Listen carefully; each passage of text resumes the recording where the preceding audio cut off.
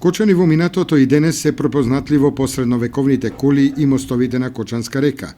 Во турско време во општината постоеле дури 5 кули, по 2 од левата и десната страна на Кочанска река и една средновековна кула во селото Подлог. Од минатото останале само 2 кули во Кочани, кои се уште му прекосат на времето. Во минатото во Кочани, барем според сегашните сознанија, постоеле 5 феудални одбранбени кули, од кои што 4 биле во самото градско подрачје и една во селото Долни Подлог.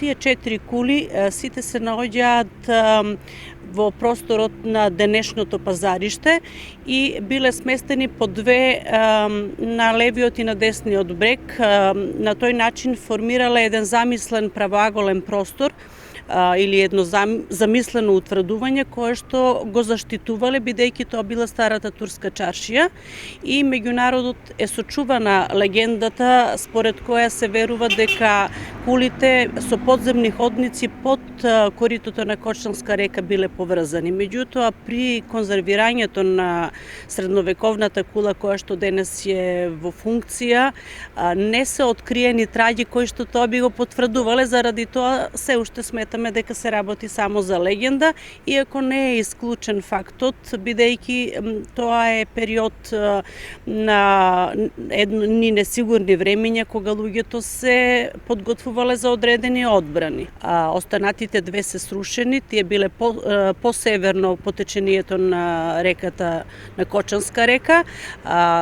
Уште 4-та кула, значи, која што се уште обстојува на забот на време, тоа е Саат кулата, која што го добива своето име заради камбаната со која што се означувало времето и се наоѓа на улицата Раде Кратовче, веднаш за училиштето Раде Кратовче. Средновековната кула кај пазарот 30 на години е ставена во функција и ја остварува својата дејност со сместување на роднокрајниот оддел од Кочанската библиотека. Незаштитена се уште останува средновековната Саат кула, сместена кај училиштето Раде Кратовче. Со проект на општината Кочани во рамките на локалниот економски развој се планира нејзина реставрација и заштита. Сочувана е во целата нејзина височина, значи до кровната конструкција 18,5 метри и ги има истата функција, истата конструкција како и веќе конзервираната кула. Минатата година учествувавме во еден проект, односно локалниот економски развој како носител на проектот беше.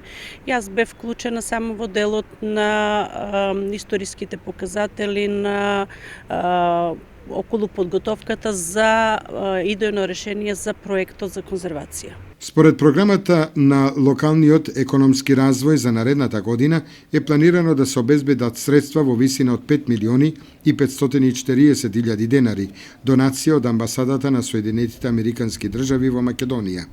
Проектот е веќе во процедура и се очекува негова реализација.